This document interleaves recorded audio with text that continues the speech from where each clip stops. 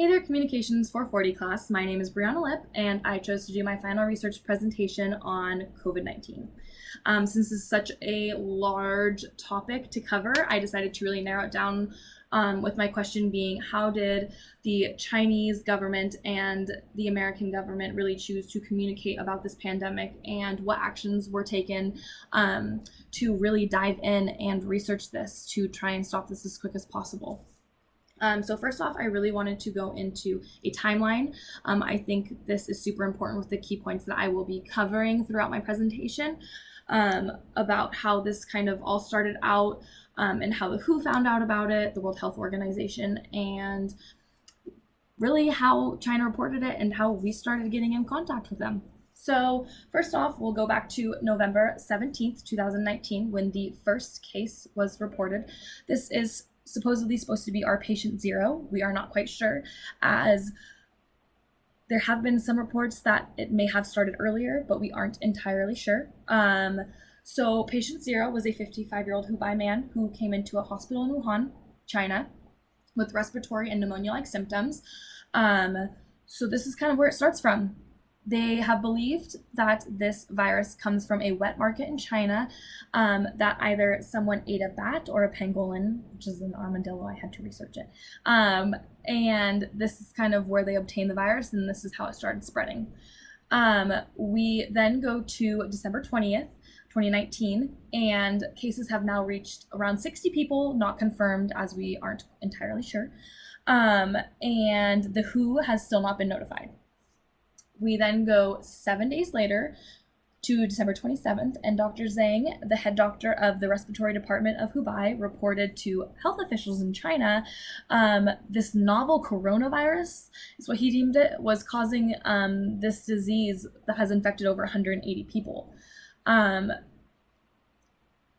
That's doubled numbers in less than 7 days. That's crazy. And the WHO still doesn't know. We then go to December 31st. Well, it still has not been notified to the World Health Organization, but the Wuhan Municipal Health Commission released a statement on their website of cases of viral pneumonia going on, but nothing more than that. Because media censorship there in China is so strong, the WHO's country office in the People's Republic of China actually picks this media statement from this website and starts to investigate it. They actually report this to the IHR, the focus point of the WHO's Western Pacific Regional Office in China, and start investigating it immediately. This is not something that they really allow onto their media, as they have already tried to kind of hush doctors who have been kind of trying to notify other hospitals about this pandemic going on. So we then go to January 1st, when the WHO informed the Global Outbreak Alert and Response Network about a cluster of cases of pneumonia. It seems strange. We then go to the 3rd of January, where Chinese officials provided information to the WHO. Finally, they agreed in Wuhan. So they finally decided to let them know what has been happening in hospitals. This has taken 2 weeks. We then go to the 5th of January, where the WHO has now issued their first statement on disease outbreak news. This is how it now has reached global media. This is when other countries started to find out. We jump to the 9th of January, where Chinese authorities have officially decided to communicate with the WHO and determine that this is an outbreak caused by COVID-19. So this is when we get our coined term COVID-19 or coronavirus that we use in our everyday lives. We then go to the 11th of January, where the first media reported death has now been released in China, as we don't know if this is also accurate because their media is so censored. So from what we do know, this is the first reported death. This is where things start to get a little fishy. We go to the 14th of January, and Chinese reported that no, you cannot catch this COVID-19 or coronavirus from human to human transmission. Nope, not at all. The WHO did not specifically agree with this. They did not know if this was true. So they actually decided to conduct an investigation with Chinese authorities and go into Wuhan hospitals and start researching this and looking. The second they were there, they decided, yes, absolutely, this virus is transmitted from human to human contact. we need to start laying down the law. That same day that they decided that, the first case in America was reported of COVID in Kirkland, Washington. So this has now gone global. While they were conducting the investigation with Chinese authorities and the hospital, Wuhan started to mandate a lockdown. Travel halted. Everyone was supposed to, you are in your house. Social distance masks start becoming a very large thing. We go to February 11th. This is very key. Experts from China and US held their first conference call discussing the updated info on coronavirus. As we have heard from the WHO and we have been in contact with them, this is our first time sitting down with Chinese officials. So then fast forward, the last two timeline details I wanted to give you was March 12th, they deemed it a global pandemic. April 14th, we have now reached 1 million cases. And I really quickly wanted to go in and point out, in no light is this something to ever joke about. I have seen this affect many people in my life, as well as people I know in their lives, as this is a tragic and just devastating disease that we have witnessed go through thousands and thousands of people. I wish, and I think everyone wishes, that this would have been dealt with earlier. Obviously, there's nothing we can do to go back and change it. So I do think that this is something that we still need to be very educated and concerned about. So now that we are aware of the timeline, how has America tried to reach out to China? How have we conversed? So we tried to reach out for the samples of the original virus, so that we could start, trying to get analyzing and getting an effective vaccine. And if we had those samples, we wouldn't have to start from scratch. Beijing still has not fully disclosed any information on this original virus, and they will not give it out. So this kind of was the first strain that was kind of just wedged into the China and an American communication, because this really halted our thought for a vaccine. We also offered support on January 6th, before this was even a huge outbreak, about offering a CDC employee to go to China to actually research it, but the Chinese denied. Trump also decided to reach out to the president, offering support and offering multiple Americans and some of our scientists, since we are a leader in world medicine, to go help the WHO on a joint mission. But they also denied that and only let a couple of our personnel go in to help research this.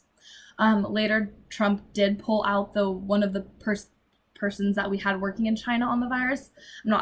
I read that in an article. I'm not sure if that's completely true, but some of our people did get pulled out that were studying this, which does delay vaccines and just kind of puts a halt in how we are trying to handle this virus, more because of the way that Trump and the Chinese president are feeling about this. On the February 1st, Trump banned all entry from foreign nationals who had visited China in the past 2 weeks. This became a pattern all over the world, where Chinese people were not able to travel out of their country. Full lockdown. So the U.S. Department of Health and Human Services sent a letter to China to arrange cooperation in the health and epidemic prevention area and control. This was on February 13th. We did not receive a letter back until 5 days later, when China replied. But they did reply, so we are still in communication with them. We then go to a couple of statements that I found, which have been over the past few months, which have kind of led up to where we are now. Lawrence Kulo, the director of the White House National Economic Council, described the Chinese government response to the epidemic outbreak as lacking transparency. He believes that they weren't as open with the WHO as they should have been, that they kind of were trying to hide this for too long, and this is kind of where the media comments are being made and the Chinese are getting frustrated. As well, the positive comment that did come out of this, the Chinese ministry met with the chairman of the American Chamber of Commerce in China and welcomed U.S. enterprises to continue business with China. And he had hoped to strengthen cooperation and the operations that were going on in there with the chamber and its members. So this was something positive that we got out of this. At this point, we still had been having communication with China. We had still been trying to reach out of what they were doing and what we need to do in America to try and stop the spread of this. Obviously, communication lacked from the beginning. As it was failed to be reported to the WHO. The WHO waited a couple of days to release statements. Before we even really could stop anything, we had our first case in America, which is when it started to spread. We didn't hear about this pandemic until in the US about 2 months after it had started. We then kind of go into the conversation of global dominance. We see that America and China are such huge global powers in the world, and it has kind of always been a strain with our relationship of who can be the best, who has the most power. So while I was researching this, some questions kind of popped up of, since we always have had such a competition with China, how is this competition going to play into this pandemic? Who is going to recover quicker? This is going to be something that, is going to be reported on, and obviously either country wants to be number one. How bad is this damage going to be, not only with the civilians, but economic wise? We want our economy to flourish, and as does China, but with the halted of operations, who is going to come out on top after all this? And that is just really going to strain our relationship with them. Because of this, Donald Trump has been more trying to blame China for this outbreak more than focus on his own country. I do believe that in a lot of articles, he has tried to put the blame more onto China for releasing this virus, as Trump did come out and say that China is fully responsible for concealing the virus and unleashing it upon the world. If that doesn't put a strain on two countries, then what does? He has termed it as the China virus or the China flu, which is completely racist and should not have been said by a president. So right here, then communication is being stopped. China is seeing that we are blaming them for this, and they are going to cut ties. This is frustrating them, and this is not a good look on the United States. So more than us, since we have been just trying to blame them, our focus hasn't been on stopping the pandemic that is going on in our own country. So this is just putting strains right there. So then we kind of dive into how Trump cut funding for WHO. So because of this bias towards China and how they are starting the disease and spreading it, Trump decided to cut a $4.8 billion budget to the World Health Organization because of China. He thinks that this was a good idea, and this is how, we're not being, who's not benefiting us as a country, and this essentially is just a tragedy that this has happened in the first place. Because really, are we worrying more about our people or about our ties with China and, bettering our relationships so we can focus on bettering the people?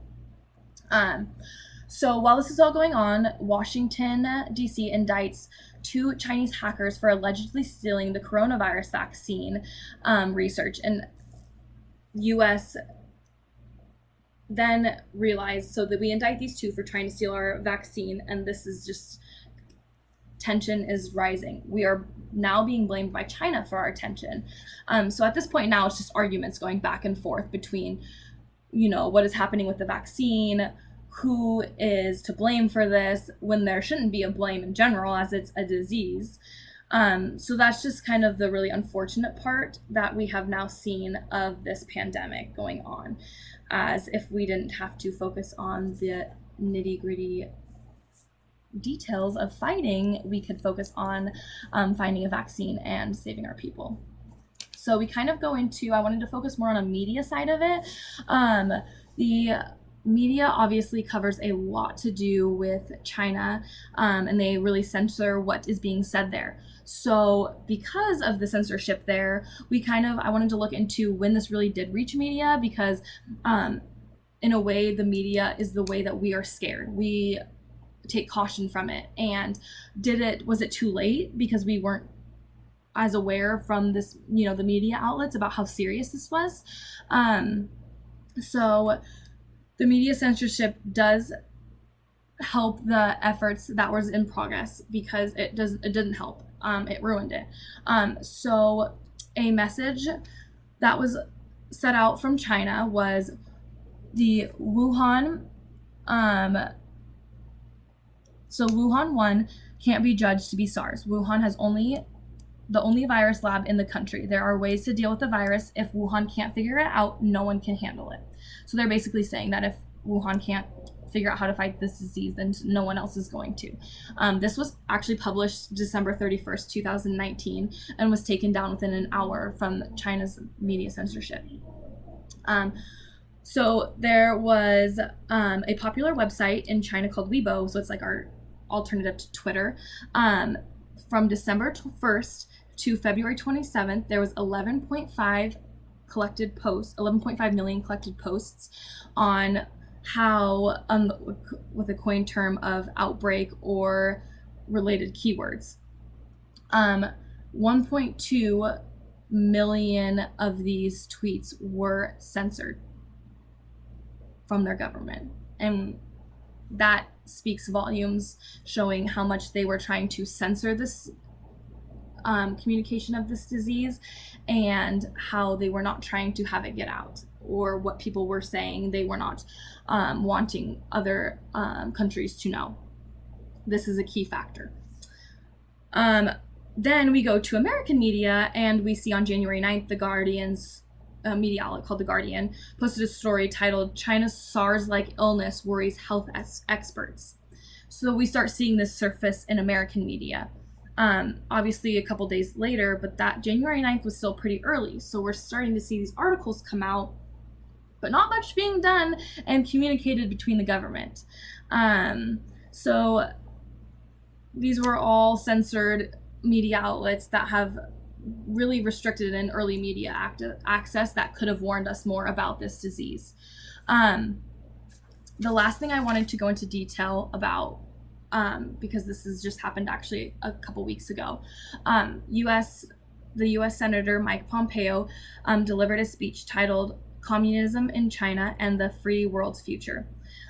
So he actually had a whole entire speech saying that he declared that the era of engagement with the Chinese Communist Party is over, dealing with unfair trade, intellectual property theft, and human rights abusers. So right then and there, we have now came out and said that we are cutting ties with China. We are tired of their communist parties. The pandemic has ruined our relationship with them, as not only the statements that we have come out with, but the way that we have handled the communication between the two countries. We are sitting here and pointing fingers and blaming them, and they are sitting here and not helping, sharing important, key vaccines and articles of stuff that we need to know to find this. It's just coming down to the end of an era. I mean, there is no more relations to be had with China as of what has been said in the past couple of months. So lastly, I wanted to end with a quote from Todd Friedman, the former director of the U.S. Centers for Disease and Control of Prevention. So this is what he said. To do so, we must understand what has gone wrong in the current public governance system. Focusing analysis on the failed early warning system, this paper identifies the lack of autonomy of scientific/professional communication as one of the major contributing factors to the government failure. In particular, the importance of community governance is highlighted. We argue that only by empowering professional groups to exert efficient community governance can a state modernize its early warning system over as yet unknown communicable diseases and combat their pandemics more successfully. So thank you for watching. I really enjoyed this class, and thank you guys.